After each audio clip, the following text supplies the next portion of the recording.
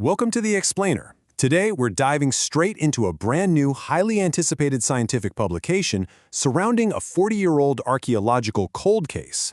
Specifically, we're looking at the recently identified 2nd century Egyptian glass coal bottle found in York, or Eboracum as the Romans called it. This is an absolutely extraordinary piece of material evidence that beautifully solidifies, and frankly complicates, our entire understanding of Roman connectivity. It's just a brilliant example of how a single, unassuming object can open a crystal-clear window right into the daily reality of the ancient world.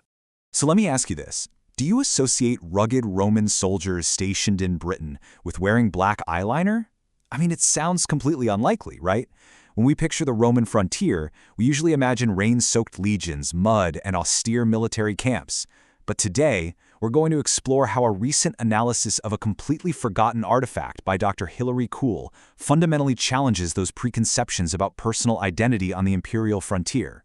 Because, as it turns out, the historical record is so much more vibrant and cosmetically complex than we might assume.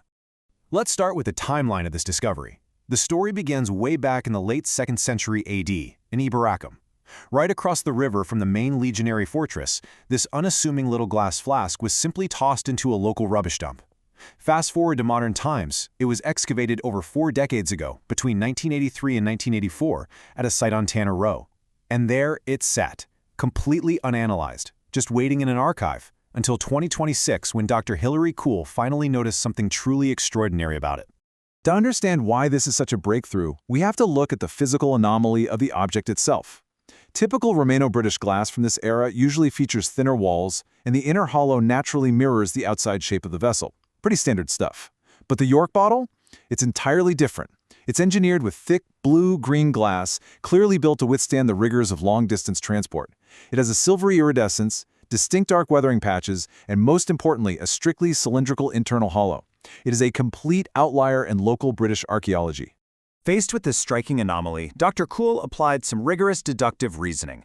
Could it just be a local manufacturing error? Well, no, because she had never encountered that level of incompetence in local wares. Okay, could it be a standard perfume container? No again. The size makes that physically impossible. So, through systematic elimination, she identified its true origin. It matches the precise shape and engineering of a very specific 1st and 2nd century Egyptian container. The engineering of this artifact was incredibly deliberate. You see, that strictly cylindrical hollow wasn't a fluke of bad glass blowing. It was intentionally designed that way so that coal, which is a heavy black eyeliner used almost exclusively in ancient Egypt and Sudan, could be safely stored and easily extracted using a rigid applicator stick. During this era, Egyptian glassmakers were producing these specific thick-walled forms solely for this exact cosmetic purpose. To really trace its geographic roots, we have to travel thousands of miles away from northern Britain, all the way to Egypt. Over there, identical bottles have been recovered in absolute abundance. We see them specifically at military sites, like Balad from the 2nd century AD and Didymoy from 90 AD. In fact, in rubbish dumps at Fort Wadi Abu Ma'amel, researchers recovered 36 of these exact coal containers. The context is undeniably military and undeniably Egyptian. So, the big question is, how on earth did this object travel across the empire to York? As Dr. Kohl firmly points out, this was absolutely not something that was traded widely beyond Egypt and Sudan. Because think about it, if it was, we'd be finding these containers much more frequently all across Europe. And it wasn't just some casual tourist souvenir either. The York bottle represents a strict geographic and ethnographic restriction. To date, it is literally the first and only one of its kind ever found in Roman Britain. This brings us to the profound human element of this discovery. Because coal was so heavily restricted geographically, finding it in York carries incredible ethnographic implications. Think about what you pack when you move far away from home. You bring things that smell, taste, or feel like home, right? This artifact is a microhistory of what we might call sensory nostalgia. It reveals an individual, quietly, almost intimately, maintaining their deeply ingrained daily grooming rituals and provincial identity thousands of miles from the Nile, right under the gray skies of northern Britain. And fascinatingly, this isn't an isolated anomaly. When we zoom out and look at the broader material evidence, we see a very real, tangible web of connectivity between Roman Britain and ancient Egypt. Right there in York, a commanding officer named Claudius Herodianus built a temple to the Greco-Egyptian god Serapis. Down in Leicester, archaeologists have uncovered an ivory box engraved with Anubis, a deity highly favored by Roman soldiers stationed in Egypt, along with military seals confirming a unit had previously been based there. Synthesizing all of these clues brings us to a truly incredible narrative. This little blue-green bottle sits perfectly at the intersection of grand imperial supply networks and quiet personal identity. It was almost certainly brought over as a highly prized personal item by a soldier living in York. This was someone who was either an Egyptian native themselves or a veteran who had spent considerable time deployed in Egypt, so deeply adopting their customs that they continued the daily application of Kohl on the edge of the empire.